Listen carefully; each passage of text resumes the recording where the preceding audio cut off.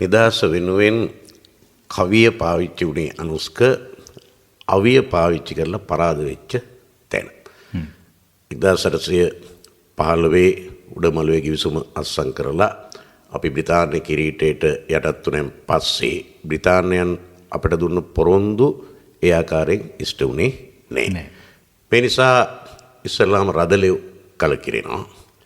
ඒ කලකිරීමේ ප්‍රතිඵලයක් තමයි 1818 කැරැල්ල සුද්දන්ට එකතු වෙලා හිටපු මොනරවිල කැප්පෙටිපොළ විසින් ප්‍රතිනායකත්වය දුන්. කැප්පෙටිපොළගේ හිස ගසා දාලා ඒ කැරැල්ල අසාර්ථක වුණා විතරක් නෙමෙයි සුදු සපත්තුවට අපි යට වුණා. ඊට පස්සේ අපි දකිනවා ඉතා ක්‍රූර විදියට එංගලන්තේ 6 වෙනි ජෝර්ජ්වත් නොදන්නා විදියට තමයි අපේ රට පාලනය කරේ. 1848 වෙනකොට අපේ මිනිස්සු බදු බරෙන් මිරිකුණා. අපි දන්නවා ස්තූපු බද්ද, ඇඟ බද්ද, බලු බද්ද, පාරු බද්ද. ඔහොම බදු ගණනාවක් එකතු කරලා. ඒකේ ප්‍රතිඵලය තමයි 1848 මාතලේ කැරැල්ල පුරන්අප්පු ගොංගාරගොඩ බණ්ඩා නායකත්වයෙන් කුඩාපොළ හාමුදුරුවන්ගේ අනුශාසකත්වයෙන් ඒකත් පාවාදීම් සහ ඝාතන ක්‍රියාවලිය ඔස්සේ යටපත් කළා.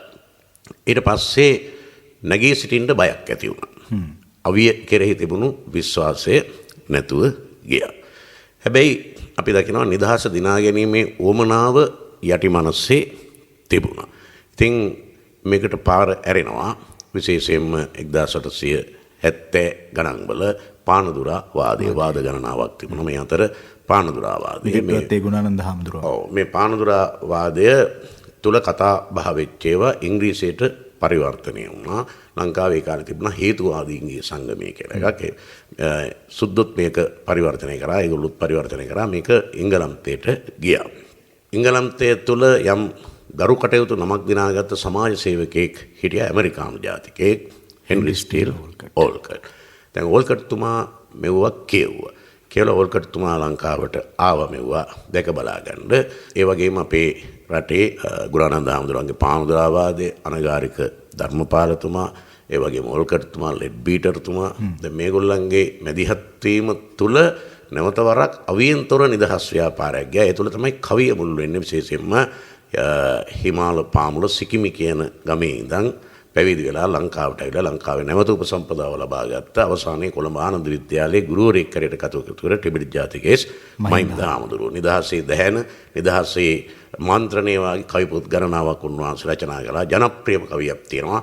කිස් ගහ පවා වෙන රටවල මිනිසුන්නේ උස් නිදහස පිණිස සටනට සැරසෙන්නේ හිස් මුල තියෙද්දිත් මේ වග නොතකන්නේ ඇස් ගෙඩි දෙකට හෙන ගහලද සියලුන්නේ. ඉතින් ඔය අතරේ කවියෙන් මහින්ද හාමුදුරුවෝ ආනන්ද රාජකර්ම ඒ වගේම පස්සේ කාලේ අල්විස් පෙරේරලා මීමන ප්‍රේමතිලකලා මේගොල්ලෝ පෙළ ගැහෙනකොට පුවත්පත් කලාව තුළින් හේම්පාල මුනිදාසයන් ඒ වගේම දේශන පැවැත්වීම තුළින් අනගාരിക ධර්මපාලයන් මේ සියල්ල මත තමයි නිදහස අපිට ලැබුණේ. නිදහස ලැබීමේ තව පැත්තක් තිබෙනවා. මේ පසුබිම මෙහෙන් හැදෙනකොට එංගලන්තේ බංකුලොත් වෙනවා දෙවන ලෝක මහා යුද්ධෙට මැදිහත් වෙලා.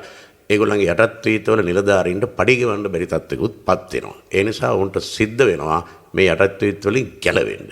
ඒකත් බලපාලා තමයි 1948 පෙබරවාරි 4 වෙනිදා අපට නිදහස ලැබුණේ. ඔය විදිහට මේ ඔබ බොහොම දීර්ඝ විස්තරයක් සංක්ෂිප්තව ඉදිරිපත් කරද්දී අපේ පළවෙනි ගීතයට මේ ප්‍රවේශ වෙන්නේ. වෙල්ලස්සේ ගීතයේ හැටියට තමයි බොහෝ දෙනෙක් මේ ගීතය හඳුන්වන්නේ. රත්නශ්‍රී විජේසිංහයන් මේ ගීතය රචනා කරන්නේ. ඔව්. දැන් මේ වෙල්ලස්සේ ගීතය නම් අපේ වෙල්ලස්සේ කැරැල්ල හා සම්බන්ධ එකක් නෙවෙයි. දැන් අපි නිදහස ලැබුවට මේක ලැබුවේ නාම මාත්‍රික නිදහසක්.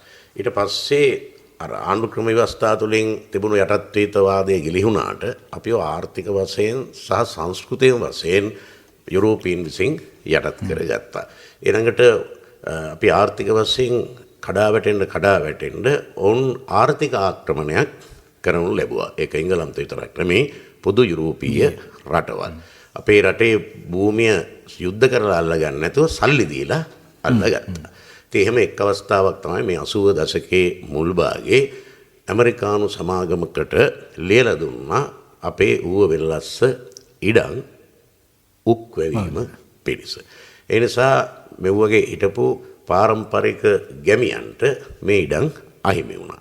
ඊට පස්සේ මේ ගැමිය උද්ඝෝෂණය කරන්න පටන් ගත්තා. ඉතින් ඒකට අපේ රටේ විවිධ දේශපාලන පක්ෂත් පස්සේ එල්ලලා ගියා. ඉතින් මේ වෙනකොට මේ මොනරාගලනේ වැඩිපුර මේ උක්කිඩම් තෙමුනේ රත්නශ්‍රී විජේසිංහ මහත්මයා මේකේ රචකයා ස්ථාන මාරුවක් ලැබලා මොනරාගල පැත්තේ පාසලක සේවය කරන්න ගිහිල්ලා. ඒක පාසලෙල්ල එනකොට ඔහු වරක් දකිනවා විශාල පිරිසක් උද්ඝෝෂණය කරනවා පාර මැද්දේ ඉඳගෙන. රත්නශ්‍රී මහත්තයාත් ගිහිල්ලා මේ සෙනග මැද්දේ ඉඳ ගන්නවා. ඉඳගෙන මේ සටනට ඔහුට පුළුවන් හැටියට දායක වෙනවා.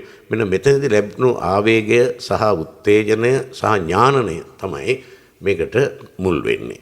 මේ ගීතේට මුල් වෙන්නේ. දැන් මේකේ කියනවා දැන් ඉස්සර අපේ ජනප්‍රවාදයේ කියනවා බිම්බරක් සෙන ගැවසුණු වෙල්ලස්සේ මාලිගාව කියලා තමයි වෙල්ලස්සේ ප්‍රදේශයට කියන්නේ. ඒ තරම් ශාස්ත්‍රීයයි ජනා කීර්ණයි. ඉතින් දැන් මේ මාලිගාව කොල්ල කාලා බහුජාතික සමාගම් විසින්. ඒක තමයි කියන්නේ බිම්බරක් සෙනග ගැවසුණු චන්ද සූර්යයා ඉපදුණු ස්වර්ණ භූමියේ මොනරම් මාලිගාවකෝ. යුද්ධයකට ඇවිත් රුපුසෙන් කියන්නේ සතුරු සේනාවට මේක ආර්ථික යුද්ධයක්.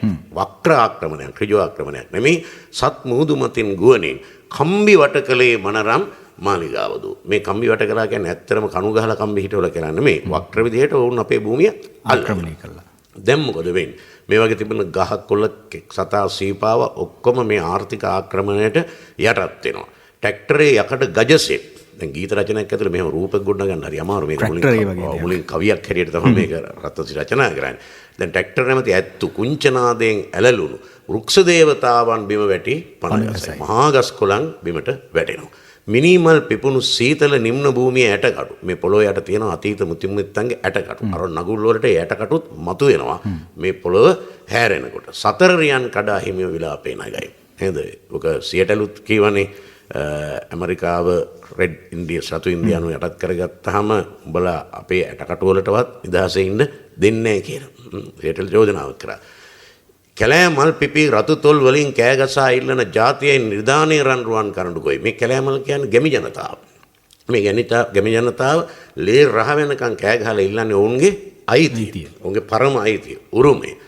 නමුත් ඒ උරුමය විනාශ කරනවා ආර්ථික සහ සංස්කෘතික වශයෙන් මේ විදේශිකයන් විසින්. වැකන්ද කපා බිම කටු කම්බියෙන් බෙදා වෙන් කළ මේ රණබිමේ හිස ගසා දමන කඩුව බිම දමනවා. එමයි කියන්නේ. මේ කඩුව තමයි මෙන්න මේ බහුධාතික සමාගම් වල ආර්ථික හස්තේ. එක පැත්තෙන් අපි කඩුව කියලා ඉංග්‍රීසිවලත් කියනවා නේද? මෙන්න මේ ආර්ථික හස්තය බිම දාන්න කියලා කියන්නේ. එතකොට දැන් මේ රචකයා මේක ලියනකොට මේකේ ආකෘතිය හදාගන්නේ අපේ පරණ හටංකාවේ තියෙනවා. හටංකාවේ තියෙන පරංගි හටන කියලා. ඒක තියෙනවානේ. යුද්ධයටත් වෙත් සිඳු පිට නැංගලා පරංගි. ආයෙ විදිහට තමයි. ඒක පොඩ්ඩක් සංගීතය වෙනසකට ලක් කරලා තමයි බිම්බරක් සෙන ගැවසුණු කපුගේ විසින් සංගීත නිර්මාණය කරන්නේ. ඉතින් මේක නිදහසෙන් පසු අපි හසු වුණු ආර්ථික සහ සංස්කෘතික ආක්‍රමණයන්ට එරෙහිව එහෙත් සංයමයෙන් රචනා කරපු අපූර්ව නිර්මාණය. 80 දශකයේ රචනා කරාට මොකද තවමත් ඒ දේවල් මේ අධ්‍යතන සමාජයේත් සිද්ධ වෙනවා. ඒ අධ්‍යතන සමාජයේ පැහැදිලිවම සිද්ධ වෙනවා. ඒකින්ද මේක යාවක්කාලීන වූ සර්වකාලීන නිර්මාණයක් හිටත් පාවිච්චි කරන්න පුළුවන්.